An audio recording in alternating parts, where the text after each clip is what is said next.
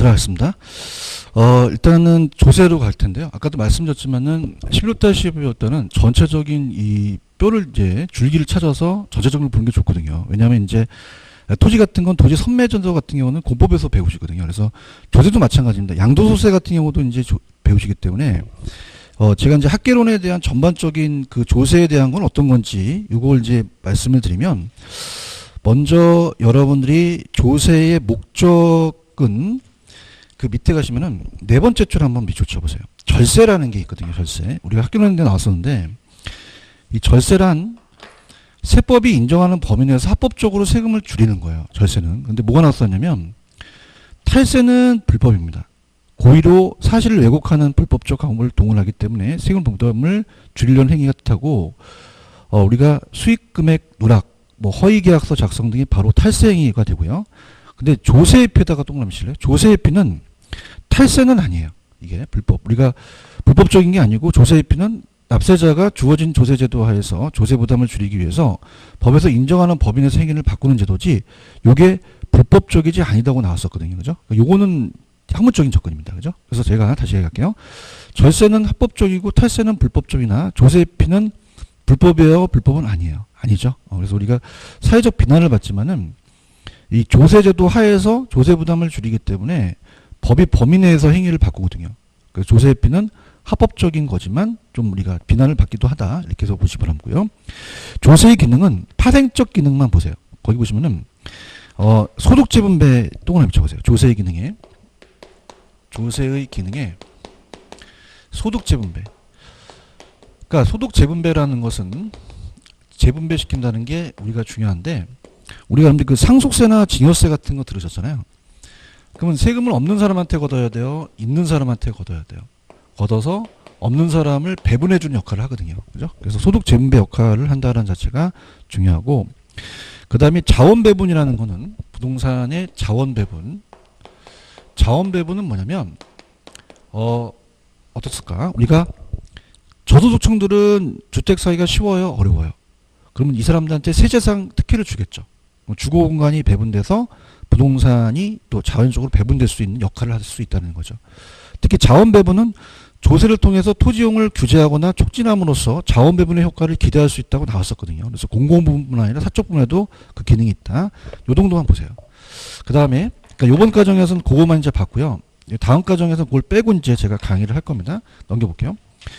그럼 요번 과정에서 꼭 가져가실 거는 오른쪽에 237페이지 가시면은 거기에 조세의 전가와 기착이라는 게 있죠. 요거 별표 3개. 그래서 학교론에서는 여기서 시험 문제가 나올 가능성이 높아요. 그러니까 요걸 좀 잡으십시오. 그래서 오늘은 조세의 전가가 뭔지, 또 기착이 뭔지, 또 경제적 효과가 나타난다는 것은 왜 나타나는지 그렇게 보시고, 특히 이제 밑에 가시면은 탄력성과 조세의 기착이라는 게 있죠. 요것만 잡으시면은 그래도 어느 정도 이 조세를 잡게 됩니다. 자, 학교론에서 조세가 나오는 거는 그 학문적인 접근이에요. 조세의 전가와 기착입니다. 조세의 전가와 기착. 조세의 전가와 기착. 자, 소득재분배는 아까 있는 사람한테 세금을 걷었죠. 건물주가 임대인이거든요. 그래서 건물주한테, 자, 건물주 임대인한테 재산세를 부과시킵니다. 재산세 부과. 그 옛날에 그런 말이 있잖아요. 있는 놈이 더하다고. 그러면 그냥입니까? 임대료를 올립니까? 올려서 임차인한테 전가시켜요. 그죠? 그래서 이거를 우리가 조세의 전가라고 합니다. 조세의 부과라고 하잖아요. 부과는 과세권자, 정부가 하는 거죠. 조세의 전가다. 이렇게 보시면 됩니다. 그래서 얘가 이제 생산자가 되고요. 생산자가 되고, 자, 얘가 이제 소비자가 되겠죠. 그 다음에 얘가 공급자면 얘가 수요자다. 그렇게 봅니다. 자, 그러면은 만약에 시장에서, 자, 지금 시장 임대료가, 시장에 나와 있는 임대료가 만약에 1,000원이에요. 그럼 재산세를 부과시키면은 얘가 다 부담하는 게 아니라 가격을 임대를 올려버려요. 그죠? 그럼 가격이 올라가면서 임차인 부담이 커집니다. 그러면 그냥 있어요? 임대료를 올려요. 올리겠죠. 그래서 1,060원으로 올라간다는 얘기예요. 총 20원. 그럼 60원은 임차인이 부담한 셈이 되겠죠. 자, 그럼 소비자 부담이 작아졌어요? 소비자 부담이 커졌어요? 커지죠. 그죠? 그러다 보니까 이제 수요를 또 줄이고, 자, 수요를 줄이고, 자, 그만큼 이제 소비자 잉여를 감소시켰다고 나오거든요. 그죠? 근데 이제 이건 제가 이따가 좀 그래프를 좀 그리고 말씀드릴 거예요. 왜냐면 이게 소비자 잉여라는 게 그래프를 안 나왔지만은 이론이 나왔었거든요. 그 다음에 이제 어때요? 가격이 올라서 이제 100원을 부과시키다 보니까 얘는 60원을 부담했지만 얘는 40원을 부담했어요. 그럼 얘는 그만큼 960원에 팔았으니까 생산자 수입이 줄어들었거든요. 그러니까 생산자 잉여도 감소해버려요. 그럼 결론은 공급도 줄다 보니까 어떻습니까? 가격은 올라가고 돼요. 거래량은 줄어서 경제적 순손실이 발생한다는 건데, 자, 이걸 이렇게 한번 볼게요. 이제 그래프는 안 나왔었는데 시험 문제 가격과 양입니다. 원래 그래프를 좀 그려줬으면 좀 좋았는데, 그죠? 그래서 이제 만약에 공급하고 수요가 있어요. 자, 이 상태에서 재산세를 공급자한테 부과시켰죠. 정부가 재산세를 부과시킵니다. 자, 그렇게 되면요, 여기서 아까 가격이 1,000원이었잖아요. 이 상태에서 양이 10개다 라고 한다면 얘는 공급을 줄여서 공급 곡선이 좌상향 이동하게 돼요. 그죠? 근데 이제 어떤 일이 벌어지냐면 용어 정리가, 자, 우리가 만약에 칠판주계가 이 생산비가 만약에 800원이 들어갔다. 그럼 800원이 요 생산비가 되고 200원이 여기가 됩니다. 그죠? 그래서 여기가 생산자 잉여라 그래요. 무슨 잉여라 한다? 생산자 잉여. 자, 이 노란색이 생산자 잉여예요. 그래서 생산자는 물건을 팔면서 생산비를 빼고 요만큼 더 먹은 거죠. 그죠? 근데 이제 소비자도 잉여가 생깁니다. 소비자 잉여는 어디냐면, 자, 보시면요, 소비자는 지금 이만큼의 가격만 지불했어요. 원래는 이만큼의 가격을, 이만큼에 대한 걸 지불할 생각이 있었거든요. 그래서 요 파란 색깔이 소비자 잉여가 돼요. 소비자 잉여가. 자, 그러면은 이 잉여들이 줄어버려요. 잉여들이. 자, 그럼 들어볼게요. 자, 얘한테 재산세를 100원을 부과시켰어요. 그럼 100원에 대한 거를 만큼 공급 곡선이 좌상향 이동해서 공급을 줄여버립니다. 거래량이 줄죠. 자, 그러면서 어떤 일이 벌어지냐면, 자, 어떻습니까? 이건 좌측으로 곡선이 올라가요. 상향. 거래량은 줄고 가격은 올라가 버리죠. 자, 그럼 요거 100원에 대한 거를 누가 부담하느냐가 문제가 생기겠죠. 그죠? 그러면서 어떻게 되냐면, 지금 아까 어떻습니까? 만약에 1060원으로 올려버려요. 자, 요거, 그러면 요거만큼 60원만큼은 아까 제가 수요자가 부담했다 그랬잖아요. 그죠? 그러면 수요자가 부담하는 부담이 커진다는 거죠. 1060원으로. 그러다 보면 지금 요게 요 삼각형이 빵꾸가 나버려요. 그러니까 요거가 세금은 가져갔지만 잉여가 줄어들어 버려요. 그죠? 그래서 빵꾸가 나서 요만큼 경제적 후손실이 발생된다는 거죠. 그러면 소비자 잉여가 증가했겠어요? 소비자 잉여가 감소했겠어요? 감소했죠. 그다음에 생산자 잉여도 주는 게, 자, 지금 어때요? 자, 40원을 공급자가 냈죠. 그러면은 960원에 파는 거거든요. 그럼 결론은 40원만큼을 손해를 본 거예요. 생산자는 그만큼 수입이 줄어든 거죠. 그죠? 그럼 우리가 얘도 어떻습니까? 이만큼 빵꾸가 나고 잉여가 줄었죠? 생산자 잉여가 감소했다고 나올 겁니다. 그죠? 그럼 우리가 두 가지가 다 없어졌으니까 이걸 경제적 순손실이라 그래요. 그래서 경제적 순손실이 발생합니다. 그럼 더 좋아집니까? 시장 상황이 안 좋아집니까? 안 좋아진 거죠. 그죠? 그래서 여기까지 펜 들어보세요. 자, 조세 전가라는 것은 법률상 납세 의무자가 부과된 세금을 전부 부담하지 않고 다른 사람에게 이전되는 것을 전가라 그래요. 그 다음에 조세 전가가 발생하면 실제 조세를 부담하는 담세자와 납세자가 서로 다르게 됩니다. 그래서 우리가 그 밑에 두 번째, 실제로 세금을 누가 부담하느냐 같은 문제를 세금의 귀착이라고 하거든요. 조세 귀착. 자, 그러면 어떻습니까? 지금 제가 조세부가의 경제조건을 읽어보면, 자, 주택 구입에 대한 거래세 인상에 따른 경제적 후생의 변화는 만약에 지금 어떻습니까? 재산세를 부과시켰어요. 그러면 임대인이 어떻습니까? 임차인이 그럽니까? 수요자가 실질적으로 지불한 금액이 60원만큼 상승을 합니까? 그럼 아까 삼각형이 줄어들었으니까 소비자 잉여가 감소했죠. 공급자가 받은 가격은 아까 1,000원이었어요. 960원이었어요. 하락하죠. 생산자에 대한 생산자 잉여도 감소하게 되는 거죠. 여기까지 가셨습니까? 그럼 어떻게 됩니까? 저 삼각형만큼 그냥입니까? 경제적 순손실이 발생했죠. 그래서 이번에 가시면 경제적 순손실이란 자유로운 거래, 즉 시장 거래가 제대로 이루어지지 않았음을 의미합니다. 누구나 개입하지 않고 거래가 이루어지게 되는 것인데 이를 방해하는 것이 가장 대표적인 예가 세금이에요. 그럼 세금을 통해서 총잉여 중에서 일부가 손실을 봤죠. 총잉여가 감소했다는 것은 결국 전체적 경제적 순손실이 이어졌다는 거죠. 세금을 우리 하나 예를 들 수 있다는 거예요. 무슨 말씀인지 아시죠? 그 다음에 이제 양가로 3번은 좀 어려운데, 자, 지금 여러분 어떻습니까? 자, 결론적으로 어떻게 돼요?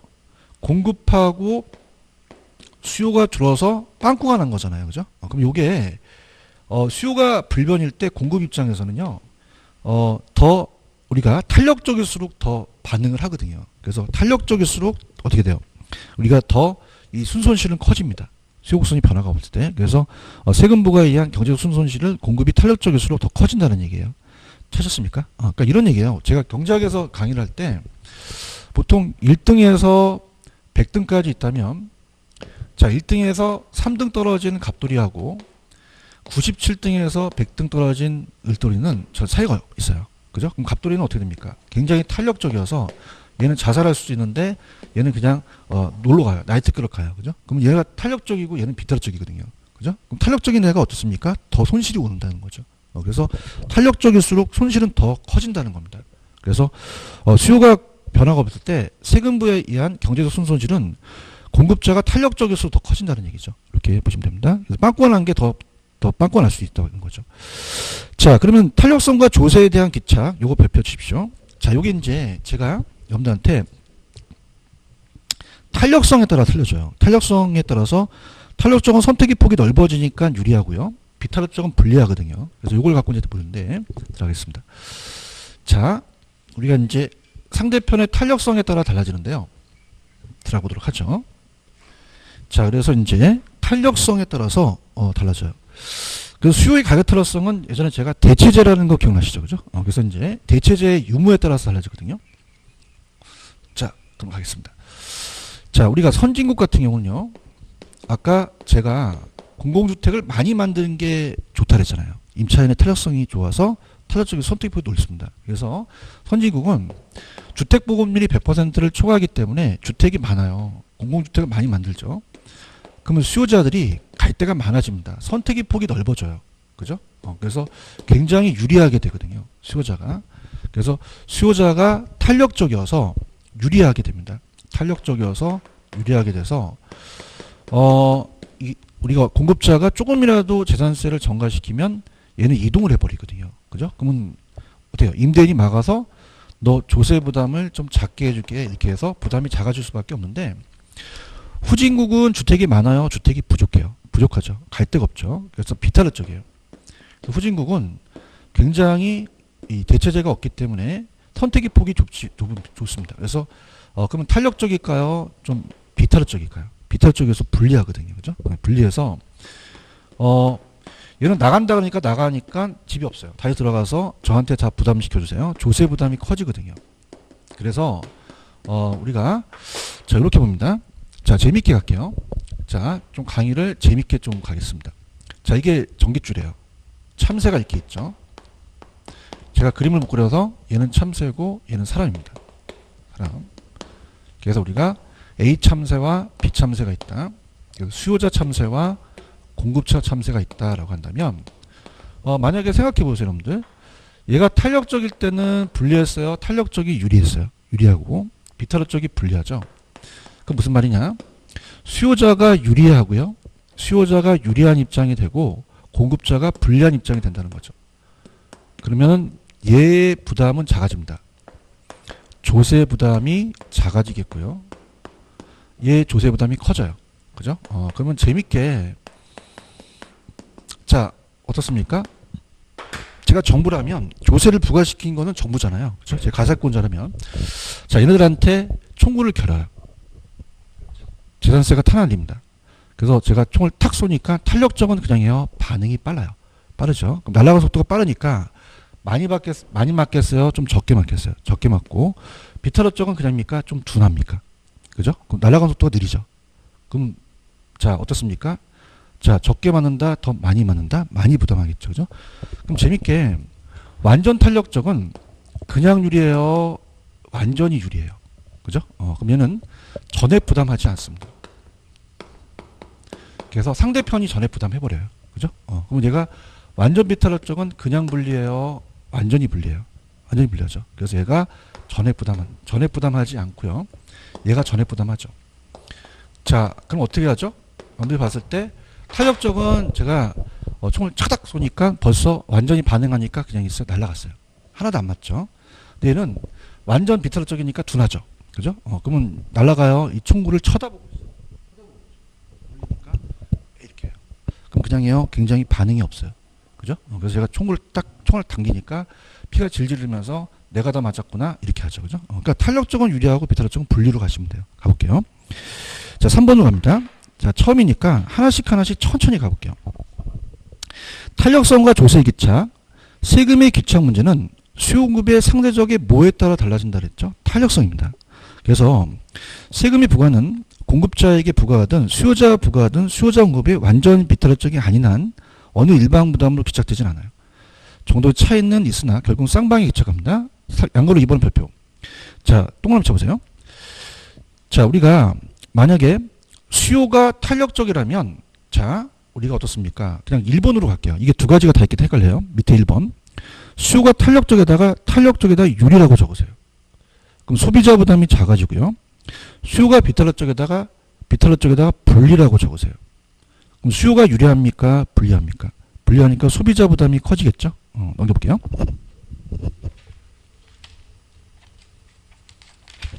넘기시면은 동그라미 2번 공급이 탄력적에다가 유리라고 적으세요.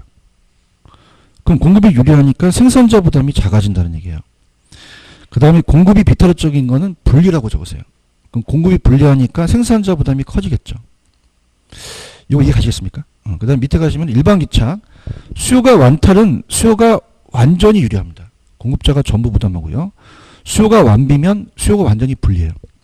그럼 수요자가 전부 부담하고 동그라미 2번에 가시면은 공급이 완탈이었을 때는요. 완전 탄력적이었을 때는 수요자가 전부 부담하겠죠. 공급이 유리하니까. 근데 공급이 완전 비탄력적은 공급이 완전히 분리하거든요. 공급자가 전액 부담한다. 그렇게 가시면 돼요. 무슨 말씀인지 아시겠죠? 이렇게. 그래서 그 정도만 보시면 되고요. 그 다음에 제가 여러분들한테 이제 어디를 보여드리냐면 오른쪽에 4번까지만 갈게요. 자, 왜냐하면 이 양도소득세라는 자체는 어느 정도 세법에서 배우고 오셔야 되거든요. 그죠? 그 다음에 넘기셔도 헨리조지라는 것도 아마 이제 오전반 교수님이 아마 시장 파트를 하신다 그랬죠. 지대론이거든요. 그죠? 그래서 요거는 이제 조금 지대론이 확실하게 돼야 되거든요. 그래서 그때 가서 해드리고요. 자, 넘겨보시면은 주택시장에 대한 영향 양가로 1번, 양가로 2번에다 연결시켜 보세요. 자, 요게 이제 우리가 시험에 나왔는데 이럽니다. 인류적으로 부담해서 역진세가 나타났다는 것은 자, 들어볼게요. 자, 우리가 고가주택하고 저가주택이 있어요. 그죠? 그래서 거기 보시면 이제 신규주택이 있고 저가주택이 있거든요. 그죠? 그래서 자, 신규주택은 새 주택이에요. 그래서 이제 신규를 고가주택이라고 하고요. 자, 얘는 이제 반짝반짝 별이 빛납니다. 그 다음 중고주택이 저가주택이죠. 그래서 이건 금이 많이 갔어요. 저가 중고주택입니다. 자, 그래서 정부가 만약에 인류 쪽으로 하게 되면은 반대 현상이 나타날 수 있다는 거예요. 인류 쪽이 아니라 누진세라는 얘기 들어보셨어요. 차등가세죠. 그래서 어떻습니까? 만약에 인류 쪽으로 똑같이 부담해요. 인류 쪽으로. 그럼 인류 쪽으로 똑같이 세금을 부담하게 되면 반대 현상이 나타난다는 겁니다. 우리가 취득세를 만약에 10%다. 취득세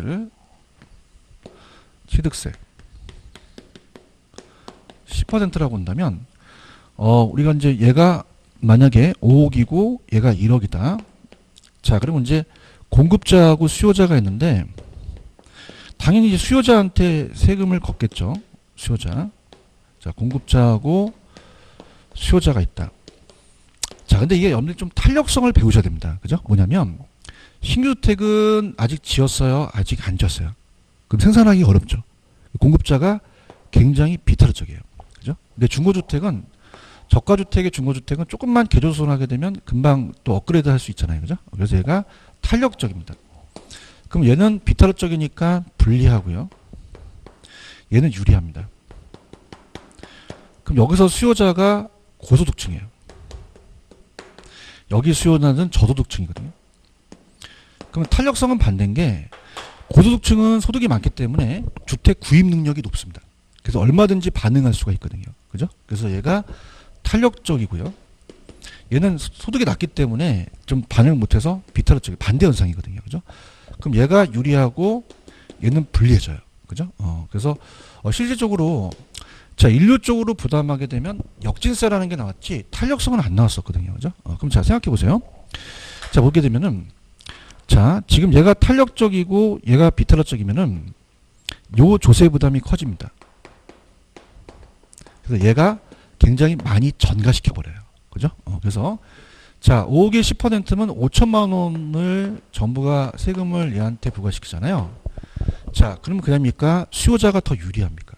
유리해요. 우리가 고급 주택 같은 경우도 왜 취득세 면제해주고 막 그러잖아요. 그죠? 분양이 안 되면. 그래서 야, 너 4,500만 원 내. 내가 500만 원만 부담할게. 그래, 그래도 이거 너 살 거지? 그래서 얘가 부담하게 돼요. 반대에 나타나는 거죠. 근데 어떻게 됩니까? 중고주택은 굉장히 공급자가 비탄력적이거든요. 그죠? 그러면 얘는 반응을 더 하죠.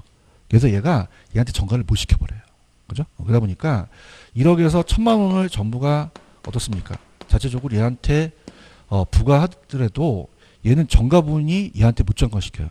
그래서 얘는 어떻습니까? 불리하다 보니까 얘가 900만 원을 내고 얘한테 100만 원만 내라고 하는 거죠. 그럼 결론은요. 자, 결론은 일률적으로 하니까 얘는 500 냈고 얘는 900만 원 냈다는 건 말이 안 되거든요. 그죠? 그래서 이거를 따라서 역진세. 역진세는 반대 현상이 발생됐다는 거죠. 그죠? 그래서 이렇게 돼서 우리가 역진세가 나타났다는 게 시험에 나왔었거든요. 그죠? 자, 그냥입니까? 인류적이었습니까? 인류적이죠. 그래서 차등가세라는 걸 나중에 배우실 거예요. 그래서 가세 표준에 따라서 이 세금이 올라지는 누진세를 배우실 겁니다. 그러니까 누진세로 가야 된다는 거까지만 이번 과정에서 좀 가져가세요. 아시겠죠? 그죠? 그래서 학개론에서는 딱 그 주택시장에 대한 영향에 딱 양가로 1번과 2번까지가 요번에 입문과정에 배우실 겁니다. 그럼 소득을 기준으로 고소득층은 신규 고가주택을 소비하고 저소득층은 중고주택 저가주택을 소비한다. 그럼 신규주택 공급에 있어서 자, 신규는 제가 아까 생산기간이 많이 걸리죠. 근데 기존주택은 공급이 좀 비탄력적이에요. 우리가 어떻게 됩니까? 기존 중고주택에 비해서 굉장히 시간이 오래 걸리니까 비탄력적이에요. 그러면 이때 일률적으로 재산세를 부과하게 되면 상대적으로 누가 많이 유리하다 그랬어요? 고소득층이 유리하죠. 그다음에 역진세. 이게 반대 현상이거든요. 그래서 역진세 효과를 피하기 위해서는 임대주택을 더 많이 만들어주거나 저소득층에 대한 무슨 가세를 해야 돼요? 차등가세를 해서 누진세로서 더 걷어야 되죠. 아니면 얘한테 면세를 해주거나. 여기까지 가시겠습니까? 여기까지. 그래서 동영상 들으시는 분도 요 정도 하시면은 학개론에서 할 수 있는 기초적인 거는 다 했어요. 근데 여러분들 이제 동결효과라는 자체가 이제 양도소득세를 좀 배우셔야 되거든요. 그죠? 그래서 이렇게 하고 넘기시면은 헨리 조지 이론은 제가 또 다음 1, 2월 달에 고전학파의 잉여라는 걸 생각하면서 다시 설명을 할 거거든요. 요거는 제가 나중에 이제 해도록 할게요. 무슨 얘기인지 아시죠? 그죠? 그래서 이렇게 하고요. 투자론으로 들어가도록 하겠습니다. 투자론으로. 자, 그래서 아웃라인만 잡는 게 좋습니다. 그래서 웬만하면 제가 시험에 나오는 것들만 좀 잡아요. 253페이지로 가죠. 253. 가시면 부동산 투자론이라는 게 있죠. 그죠? 그래서 253페이지로 갑니다. 자, 그래서 다시 말씀을 드리면 자, 만약에 이제 세법을 좀 입문 과정에서 배우셨다면 제가 이제 그 다음에 그 양도소득세라는 거를 동결효과를 제가 가르쳐 드릴 거예요. 그래서 그거는 이제 좀 공부를 하신 다음에 좀 와서 보는데 오늘 배웠던 이론적인 면은 가져가셔야 됩니다. 그죠? 그래서 이렇게 학개론은 학문적인 접근이 나오거든요. 그래서 이렇게 해서 동영상을 계속 돌려서 보시기 바라고요. 투자 파트도 우리가 어떤 흐름을 전체적인 흐름을 한번 보여드릴게요. 다 나갈 수는 없습니다. 그래서 원래는 이제 입문서라는 걸 갖고 가는데 오히려 여러분들이 우리 학원에서 기본서로서 그냥 입문 과정을 하는 것도 어느 정도 좋아요. 아웃라인 잡으니까 들어가 볼게요. 자, 부동산 투자입니다. 자, 부동산 투자 파트는 나온다면은 한 7에서 8문제까지 출제가 되고요. 자, 투자라는 건 자금의 투입이에요. 자, 그래서 부동산에 투자하죠. 자, 그래서 수익성 부동산입니다. 특히 임대용 부동산에 투자해요. 그러면 여러분들이 생각하실 때 우리 상가 건물 임대료만 받아요. 양도 차익도 있죠. 그죠? 그래서 이제 우리가 투자라는 개념을 볼게요. 투자의 개념입니다. 투자의 개념. 투자란 뭐냐? 자, 투자라는 것은 내가 1억을 투자해서 1년 후에 1억 2천만 원을 벌어갑니다. 그럼 내가 낸 거는 현재 가치니까 우리가 현가라고 하거든요. 현재. 그냥 현가는 이제 나중에 하겠고, 이제 현재 그냥 하세요. 현재 낸 거고요. 자, 1억 2천은 미래거든요. 그죠? 그러면 뭐가 이제 우리가 시험 문제냐면, 현재 낸 거는 확실한데, 확실해서 내가 지출을 했죠. 그래서 미래의 불확실한 수익을 교환합니다. 자, 그래서 현재 확실한 지출을 내가 희생을 해서 미래 불확실한 수익을 목적으로 교환을 해요. 그럼 중요한 거는 뭐냐면, 재밌게 간다면 여러분들이 지금 현재 확실하게 수강을 하고 있다는 건, 희생한 건 확실하지만 아직은 자격증 따는 건 불확실하잖아요. 위험이 따르거든요. 그래서 미래 불확실성은 위험이라는 게 따른다는 게 중요합니다. 그럼 위험이 클수록 수익도 높으니까 그만큼 수익을 보상을 받아야 돼요. 아시겠죠? 이게 이제 중요하고요. 그 다음에 이제, 자, 투자와 투기는 다릅니다. 투기를 가지고 시험에 나온 적은 없었는데, 자, 투자와 투기에 대한 비교를 해볼게요. 자, 투자라는 것은 장기 투자를 얘기를 해요. 내가 20억짜리 빌딩을 샀다. 그럼 운영만 해요. 나중에 양도 차익도 있겠죠. 그죠? 3단계예요. 그래서 장기 투자거든요. 장기. 그래서 취득 운영 처분입니다. 취득 운영 처분. 자, 그래서 우리가 운영소득을 인컴 게인스, 소득이득이라고 그래요. 자, 그래서 건물은 임대료를 받고요. 우리가 토지는 지대라는 걸 배웠잖아요. 지대가 토지의 임대료거든요. 그죠? 지대 수입이. 자, 그 다음에 처분을 합니다. 양도 차익을 받아요. 자본이득. 근데 좀 가져가실 게, 토지의 영속성이라는 거 배우셨죠? 그죠? 그럼 토지가 영속하기 때문에 장기 투자가 가능합니다. 그러면서 우리가 소득이득과 자본이득을 다 향유할 수 있다는 게 나왔었거든요. 그죠? 그래서 우리가 어떻습니까? 토지가 우리가 시험에 나왔던 게, 지금 가격이 떨어지더라도 매각을 미룰 수도 있죠. 장기 투자가 가능하다는 거죠. 근데 이 투기는요, 거의 뭐 투기꾼들은 운영이라는 게 없어요.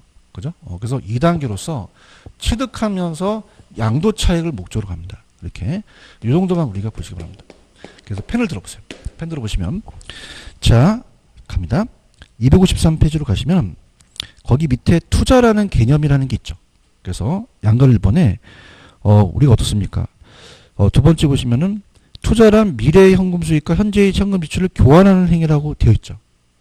자, 그러면 미래는 확실합니까? 불확실합니까? 불확실하죠. 그러면 위험이 따릅니다. 넘겨보세요. 그래서 이 저자분께서 하신 게, 넘기시면은 두 번째, 투자는 불확실성에 뭘 부담해야 되죠? 위험을 부담해야 돼요. 그죠? 그럼 어떻게 됩니까? 그만큼 보상이 따르기를 원하죠. 그 대가로 수익률을 요구하거든요. 그죠? 이 정도. 자, 그 다음에 일단 투자의 장단점은 좀 볼게요. 자, 지금 여러분들 투자의 장단점에 소득이득이 임대료예요.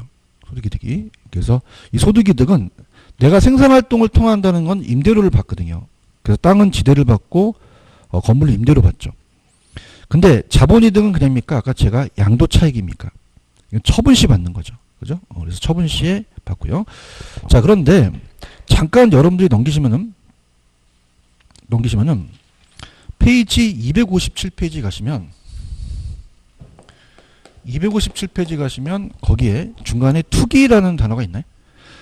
단기간의 가격 상승에 양도 차익만 미칠 시세요. 투기는 두 번째, 부동산 이용 관리 의사가 없습니다. 운영이 없어요. 그죠? 그래서 이렇게 해서 그것만 체크하세요. 투기는 거의 안 나옵니다. 자, 그러면 자, 투자의 254페이지 가시면은 투자의 장점과 단점을 한번 볼게요. 장점과 단점. 자, 그럼 장점은 자본이득, 소득이득을 다 향유한다는 건 이해 가셨죠? 지렛대 효과 별표. 이따 하겠지만 타인 자본을 이용해서 자기 자본에 대한 수익을 높일 수도 있어요. 그죠? 지렛대 효과 이따 해드리겠고요. 그 다음에 절세 효과도 있습니다. 세액공제가 해주고 장기 보유하게 되면 왜 우리가 그 임대사업자한테 장기 보유하게 되면 양도세를 좀 면제해 주거든요. 그죠? 그 다음에 구매력 보호라는 거 좀 별표 쳐보세요. 아, 이게 좀 중요한데요. 자, 이게 좀 우리가 핵심이에요. 자, 인플레가 발생합니다. 인플레.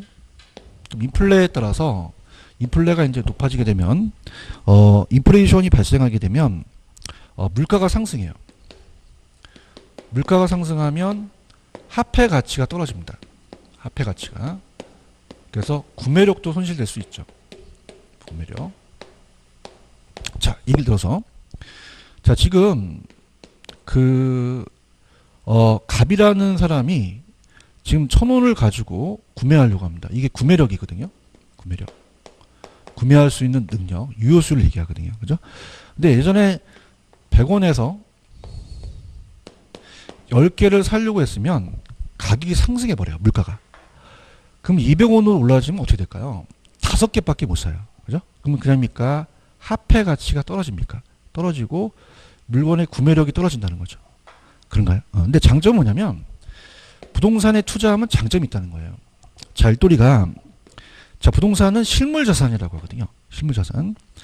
그러면 자, 보세요. 자, 사람들은 화폐 가치가 떨어지잖아요. 그러면 현금 가지려고 그래요? 이 실물 가지려고 그래요? 그죠? 그럼 이 사람들이 이걸 사려고 그래요. 그러면 이 수요가 늘어나니까 얘 부동산 가격이 올라가 버립니다. 그죠? 그럼 인플레이션을 막을 수 있는 정도가 되겠죠. 그래서 그게 바로 인플레이션 해지라 그래요. 그래서 부동산 인플레이션을 발생했을 때 자산가치 하락을 보호해 줄 수 있는 역할을 하거든요. 근데 단점은 1번만 체크하세요. 굉장히 황금성이 낮아요. 돈으로 바꾸기가 쉽습니까? 좀 어렵습니까? 어렵다는 게 단점이다. 그 정도만 보시면 됩니다. 다른 것들은 보지 마세요. 거의 출제가 안 되고 그냥 그 정도만 보시고 넘겨볼게요. 그럼 교수님 어디가 이제 나와요? 라고 한다면 저는 여러분들을 어디까지 유도하냐면 페이지 258입니다. 258. 자, 부동산은 아까 불확실하면 안 위험해요? 위험해요. 위험하죠. 그래서 위험에 대한 투자의 위험이 어떤 게 있는지가 되게 중요하거든요. 별표 쳐주십시오. 그 밑에 보시면 양가로 2번에 위험의 유형이라는 단어가 있나요? 이거. 그래서 어떤 위험이 있는지 이제 우리가 배워보도록 하죠. 자, 들어갑니다. 부동산 투자의 위험을 알아야 우리가 투자를 할 수가 있어요. 투자의 위험을 우리가 들어가 보도록 하죠.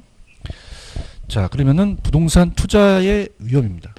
부동산 투자의 위험의 유형. 어떤 형태가 있는지 5가지가 있어요. 사금 법인유가 있는데 사금 법인유. 자, 사업상에서 오는 위험입니다. 사업 자체 경영이죠. 경영. 자, 그래서 우리가 임대사업을 하면서 수익성과 관련이 됩니다. 사업 자체에서 옵니다. 사업 자체. 그러니까 3가지가 있어요. 시장이 변하거나 아니면 운영을 잘못하거나 아니면 위치적 위험이라는 게 있죠. 3가지입니다. 자, 시장은 확실해요? 여러분들 불확실해요. 불확실하죠. 그래서 우리가 수요 공급이 항상 변해요. 그러면 내가 수요가 많을 거라고 생각했는데 내 생각을 벗어나서 지금 수요가 감소되고 공급이 가행돼서 공실이 날 수도 있습니다. 그죠? 그러면 그냥입니까? 이 수요 공급이 변해서 그렇습니까? 그죠? 불확실해서 피할 수가 없죠. 근데 운영은 갑자기 근로자들이 파업하거나 운영을 잘못해서 와요. 그래서 영업 경비 변동 같은 거. 근데 이제 자, 시험 문제가 위치적이 나왔었거든요. 위치적은 뭐냐면 절대적 위치와 상대적 위치를 제가 얘기했어요. 그죠? 그래서 이제 예를 들어서 자, 우리가 지금 아파트를 이제 투자를 했다. 29번지, 30번지에 공동묘지가 들어서면 아파트의 가치가 떨어져요.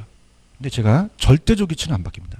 그죠? 그럼 절대적 위치는 안 바뀌기 때문에 절대적 위치가 바뀌어서 그런 게 아니라 상대적 위치가 바뀌어서 그래요. 그죠? 그래서 주변 환경이 바뀌어서 상대적 위치가 변해서 그랬다고 나왔거든요. 그래서 이렇게 보시면 됩니다. 자, 그래서 처음이니까 자, 펜 들어보세요. 사업상. 자, 사업 동그라미. 그 다음에 첫 번째 수익 동그라미. 자, 그러면서 밑에 시장 위험은 경기 침체 등의 시장 불확실성이라는 단어가 있죠. 자, 이게 이거예요. 수요 공급이 변했다는 거죠. 우리가. 그 다음에 운영은 사무실 관리나 근로자가 파업했다는 건 운영을 잘못해서 영업 경비 변동에다 동그라미 쳐보세요. 그래서 우리가 수익성이 불확실할 수 있고요. 자, 위치적은 아까 제가 절대적 위치가 바뀌어서 그래요. 상대적 위치가 바뀌어서 그래요. 상대적 위치죠. 주변 변화 환경은 이제 상대적 위치가 변해서 그렇다는 거 꼭 기억하시기 바랍니다. 자, 금융적 위험으로 갈게요. 자, 금융적 위험이 자금의 융통이에요. 자금의 융통. 돈을 많이 빌리면 위험하죠. 부채를 많이 빌리면. 그래서 자, 이 지렛대 효과라는 게 있는데, 자, 요거는 이제 제가 일단 지렛대 효과가 계산 문제인데 지금 다 하게 되면은 우리가 진도를 못 나갑니다. 지렛대 효과 어떤 것만 인지를 하면 되는데, 지렛대 효과는 자, 이거를 이제 영어로 레버리지라고 합니다. 레버리지. 한글로 나오니까 걱정하지 마시고, 지렛대라는 건 무거운 짐을 올려요. 자, 그래서 내 돈만 갖고 투자하는 게 아니라 타인 돈을 빌리죠. 그죠? 그래서 이제 많이 빌릴수록 더 지렛대 효과가 커진다는 얘기예요. 용어 정리가 자기가 투자한 자본을 자기 자본이라고 하고 지분이라고 합니다. 그 다음에 은행은 왜 부채라는 얘기 들어보셨죠? 그래서 타인 자본이에요. 그죠? 그 타인 자본을 이용해서 우리가 저당이라는 표현을 쓰거든요. 그럼 타인 자본을 이용해서 자기 자본의 수익률을 높게 하는 거죠. 그러면 자기 자본의 수익률을 높아지고, 자기 자본 수익률은 높아지고, 그만큼 지렛대가 커지지만 위험도 커집니다. 파산할 가능성이 커요. 그래서 금융 쪽은 재무적 위험이라고 그래요. 그래서 얘는 두 번째 보시면은 지렛대 효과를 기대하는 일반적 지분 투자자의 투자 행위를 부채가 많으면 많을수록 지렛대 효과가 커지지만 원리금 상환에 대한 채무례 가능성도 높아진다는 거죠. 그죠? 실패할 위험도 커진다는 겁니다. 그래서 우리가 전부 자기 자본으로 투자했다면은 금융적 위험을 고려할 필요가 없겠죠. 그죠? 근데 우리가 지렛대 효과의 의의만 잡으세요. 이번 과정은. 레버리지 효과란 타인 자본 동그라미. 부채 비율은 이제 돈을 빌렸다는 얘기예요. 그죠? 타인 자본을 자기 자본 나눈 건데, 증감이 자기 자본 수익률에 미친다고 나와 있죠. 두 가지예요. 유형이 수익금과 수익률이라는 단어가 있죠. 수익금이 요즘 그렇게 있어야 되는 갭투자입니다. 그죠? 그럼 전세 끼고 주택 산다는 얘기 들으셨죠? 전세 자금은 내 돈이에요? 타인 돈이에요? 나중에 2년 있다 집값이 올라가면 지렛대 효과 들어가거든요. 그러니까 전세 제도도 지렛대 역할을 할 수 있다고 나왔거든요. 이제 이건 수익금에 대한 거고, 수익률은 퍼센트입니다. 그죠? 그래서 우리가 양가로 1번만 배포쳐 놓으세요. 정이라는 게 있어요. 정. 그래서 요것만 정이 되려면 플러스가 돼야 됩니다. 그럼 우리가 내가 투자한 자기 자본에 대해서 잘 커야 돼요. 자기 자본 수익률이 제일 높아야 되고요. 자, 이게 이제 지분 수익률이고, 자, 총자본이라는 자체는 그냥 전체적인 수익률이거든요. 그죠? 그래서 총자본 수익률. 그 다음에 저당 수익률이 대출이자예요. 저당 수익률. 자, 그러면 동영상을 들으신 분도 저당은 은행이 먹는 거거든요. 대출이자. 그죠? 그럼 대출이자가 높아야 돼요? 대출이자가 제일 낮아야 돼요? 낮아야 되죠. 그죠? 그러니까 요것만 가져가세요. 아, 정이라는 게 있더라. 그죠? 그러면 돈을 빌려서 자기 자본이 가장 지분 수익률이 높아야 되구나. 그죠? 전체 종합보다는 이자가 높으면 내게 높겠지. 종합이 저당보다 높으면 타인 자본 사용은 자기 자본 수익을 높이니까 아주 긍정적인 레버리지 효과를 나타내거든요. 요까지만 보세요. 아시겠죠? 그죠? 그 다음 넘겨볼게요. 넘기시면은 법률 쪽이라는 게 있습니다. 법률 쪽. 자, 법률 쪽은 여러분 법은 안 바뀌어요. 계속 바뀌어요. 바뀌죠? 그래서 법이 바뀌어서 위험한 거예요. 그래서 우리가 정책이 변합니다. 변화돼서 자, 갑자기 규제를 해요. 자, 내가 임대를 받고 있는데 공공주택을 줘서 정부가 싸게 팔아요. 그럼 그냥입니까? 정책이 좀 바뀌었습니까? 난 손을 보는 거죠. 그래서 이건 중요한 건 법적 환경이 변화되는 겁니다. 환경. 그래서 부동산 세제는 조세제도인데 이 세제나 감가상각 방법이 중요한 게 아니라 변경이 중요해요. 법령의 변경. 그래서 규제가 변경됐다는 게 수익성을 악화시킬 수 있죠. 그 다음에 아까 인플레이션은 물가 상승이에요.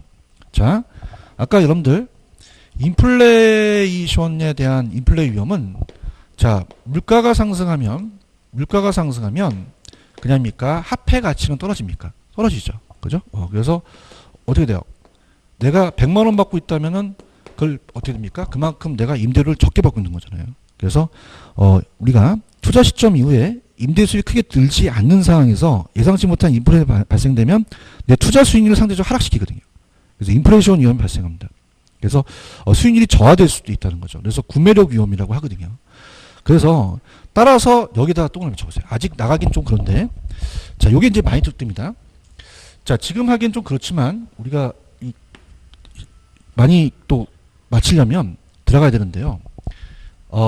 우리가 빌린 사람을 차입자라 그래요. 차입자가 투자자입니다. 그래서 지금 만약에 얘가 10억짜리를 투자하기 위해서 5억을 댔는데 은행에서 그걸 끌어온 거죠. 그죠? 그래서 은행이 대출자입니다. 대출자라면,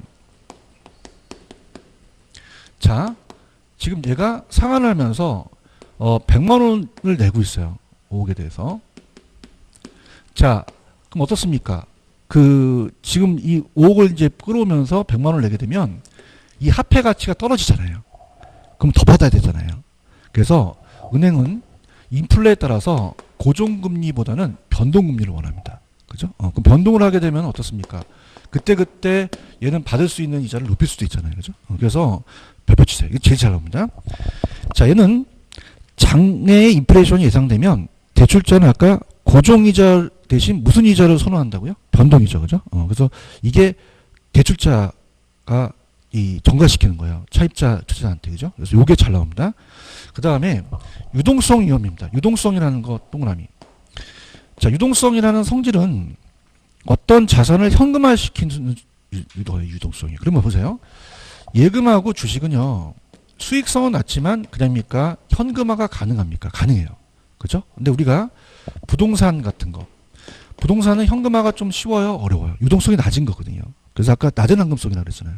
그래서 황금성이 낮습니다. 낮은 황금성. 그럼 어떤 일이 벌어지냐면, 자, 여러분들이 이제 내일 우리가 한 1시쯤에 아파트를 팔려고 내놨어요. 그죠? 그러면, 사모님, 언제 오실래요? 그랬더니, 목욕 갔다가 한 3시쯤 올게요. 안 팔린단 말이에요. 금매라는 얘기 들어보셨나요? 자, 금매로 내놓으면 바로 나가죠. 그죠? 금매로 내놓으면 바로 나가지만, 비싸게 팔아요. 금매는 싸게 팔아요. 손실이 올 수 있다는 거죠. 그래서, 자, 이 유동성 위험은 현금화가 안 돼서 그런다는 거죠. 그래서 유동성이란 부동산을 현금화 전환 과정에서 발생하는 시장가치 손실은 금매로 내놔서 싸게 팔았죠. 그럼 손실이 올 수도 있잖아요. 그죠? 그래서 여기에서 우리가 유동성 위험은 시장에서 빈번한 거래가 존재하지 않을 때 발생한다는 거죠. 그죠? 그래서 우리가 부동산은 낮은 황금성으로 유동성이 굉장히 낮습니다. 그죠? 그래서 그게 우리가 문제다. 이자율 위험은 뭐 이자가 바뀌어서 그런데 이거 보지 마세요. 이 시험 문제는 유동성 위험까지만 보세요. 유동성 위험 5가지만 보시기 바랍니다. 자, 그래서 다시 한번 정리를 해볼게요. 자, 여기를 여러분들이 인문과정에서 잡으세요. 자, 사업상 위험은 사업 자체의 수익성이에요. 시장은 안 변해요. 수요 공급이 변해요. 변해서 경기가 침체될 수도 있죠. 그죠? 그래서 피할 수 없고, 운영은 영업 경비가 많이 들어갔고, 위치적은 절대적 위치가 바뀌었어요. 상대적 위치가 바뀌었어요. 상대적 위치. 그 다음 원인입니다. 다. 금융은 그냥입니까? 부채를 많이 빌립니까? 그래서 지렛대 효과는 커지지만 그만큼 어떻게 해요? 채무 불이행 가능성이 높아질 수도 있죠. 위험할 수도 있습니다. 그래서 지렛대 효과는 타인 자본을 이용해서 자기 자본 수익률을 높이는 거예요. 레버리지 효과. 그래서 위험은 무조건 증가하거든요. 그럼 정의되는 게 좋죠. 그래서 우리가 자기 자본이 총자본, 저당보다 자기 자본이 많이 나와야 됩니다. 요거 좀 기억하시고요. 자, 그 다음에, 자, 법적은 그냥이요. 법이 바뀌어서 그래요. 바뀌죠. 그죠? 정책이 바뀌어서 그렇고. 자, 인플레가 발생합니다. 물가 상승하면 화폐 가치가 떨어지죠. 그죠? 그러면 어떻게 됩니까? 내가 임대료 받는 그 구매력이 낮아지잖아요. 그래서 우리가 임대료를 또 전가시킬 수밖에 없고. 그죠? 그럼 대출자는 어떻습니까?